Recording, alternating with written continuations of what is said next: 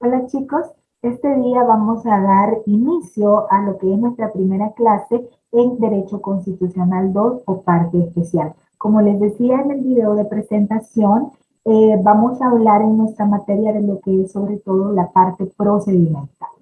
Pero para poder iniciar con este proceso, vamos a empezar haciendo un pequeño recordatorio de lo que vimos en nuestra clase de Constitucional 1. ¿Verdad? ¿Por qué? Porque vamos a empezar a hablar de lo que es el Estado y de lo que es la Constitución.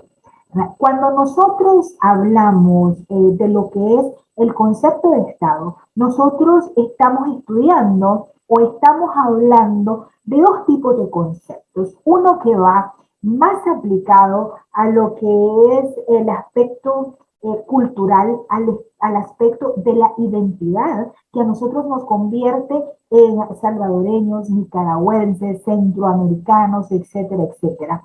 Proviene de lo que es el vocablo latín natio, que significa nación, ¿verdad? Y proviene precisamente del significado de nacer en latín, que significa natio o nascor, ¿no? Nacimiento.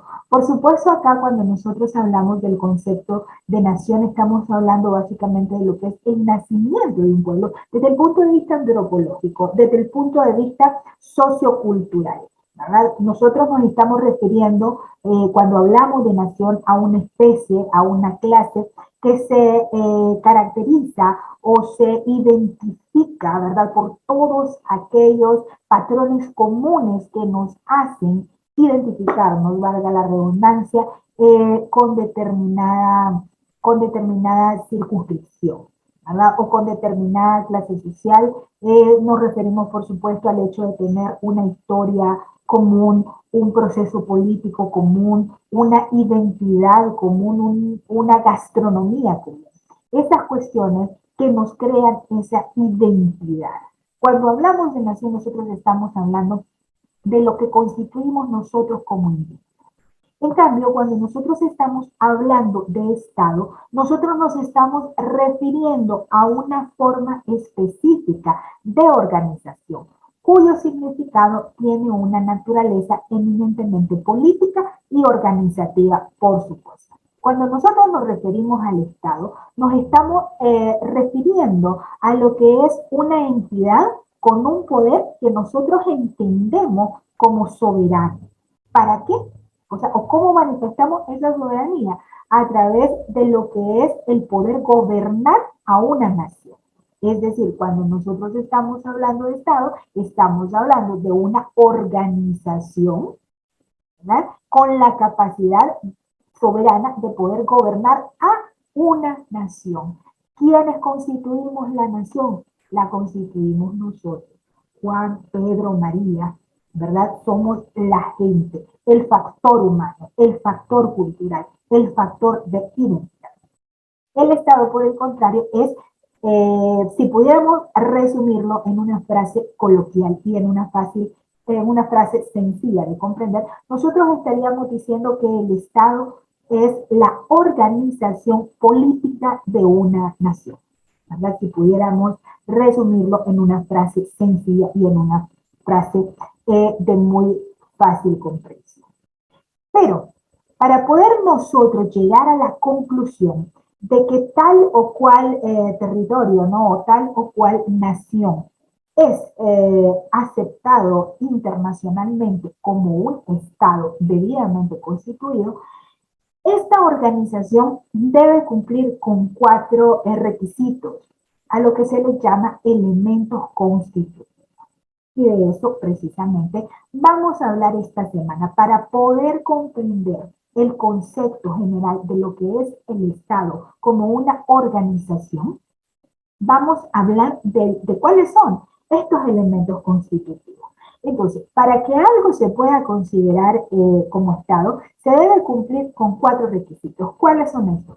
Contar con una población permanente, el primero, ¿verdad? Es decir, ¿cómo se compone la población? Esto, por supuesto, lo vamos a hablar más ampliamente, con más detalle, en nuestro encuentro del sábado. Pero por el momento podemos decir que una población se compone por diversidad de personas, ¿verdad? No solamente los nacionales. Nosotros tenemos la idea errónea de que la población de un determinado país o de un determinado estado la constituye de manera exclusiva los nacionales, ¿verdad? Es decir, la población de Nicaragua lo constituyen los nicaragüenses, pero no. Realmente, cuando nosotros hablamos de población, los nacionales, si bien es cierto, constituyen la mayoría de elementos de nación que conforman pues este elemento del Estado, ¿verdad? No son los únicos que constituyen la población permanente. ¿Verdad? Porque recordemos que la población o los mismos nacionales nicaragüenses están, digamos que divididos en dependencia de la forma en la cual adquirieron esa nacionalidad. Y eso está debidamente establecido en la Constitución política. Lo vamos a hablar, por supuesto, el próximo sábado. Entonces, existe la nacionalidad nicaragüense, que es la nacionalidad que se adquiere por origen. Esta misma nacionalidad por origen se subdivide en aquella nacionalidad que es adquirida por el derecho a suelo, ¿verdad? Que es la nacionalidad jus soli, que se adquiere por el simple hecho de haber nacido en territorio nicaragüense. Y también la Constitución política nos dice que la nacionalidad nicaragüense de origen se puede adquirir a través de lo que se conoce como el jus sanguíneo, es decir, el derecho a sangre. Es aquella nacionalidad a la cual usted tiene derecho si sus padres gozan de la nacionalidad nicaragüense. Acá estamos hablando entonces de las dos formas de adquirir la nacionalidad que prevé la Constitución política nicaragüense. ¿Verdad? Hablamos, por supuesto, de la nacionalidad de origen. Pero también la nacionalidad se puede adquirir de manera voluntaria, es decir, por ejemplo, yo como extranjera, ¿verdad? Salvadoreña, con 16 años de residir aquí en Nicaragua, habiendo cumplido con todo el procedimiento legal para mi permanencia dentro del Estado, decido que ya tengo el arraigo suficiente para poder solicitarle al Estado de Nicaragua que me otorgue la nacionalidad. Entonces, hago un proceso de carácter voluntario. ¿Por qué? Porque lo solicito y cumplo con un procedimiento legalmente establecido y que la Constitución me permite realizar. Entonces, en ese sentido, estamos hablando de la adquisición de una nacionalidad de manera voluntaria. ¿Pero qué es la nacionalidad? Bueno, la nacionalidad no es nada más ni nada menos que el vínculo jurídico que nos une a nosotros las personas con el Estado, que nos ofrece una protección legal y fundamental a través de todo lo que es el ordenamiento jurídico que se establece, ¿verdad? Para todo eso. Sin embargo, ¿verdad? Aquí ya nos estamos refiriendo a lo que son los individuos nacionales que constituyen, como les decía hace un momento, el grueso de lo que es la nación, ¿verdad? Como elemento constitutivo. Pero lo que es la población permanente no solamente son los nacionales, también nos estamos refiriendo a los extranjeros que son residentes, es decir, que cumplieron con un requisito legal y que tienen la autorización del Estado para poder residir de manera permanente aquí en el país. Tenemos también el reconocimiento que se les hace a los apátridas, ¿verdad? Que aunque de manera legal no cuentan con un vínculo jurídico que los proteja, ¿verdad? Pero si forman parte de la población de un estado por un determinado tiempo, también están dentro de lo que es el conglomerado de considerarse la población permanente.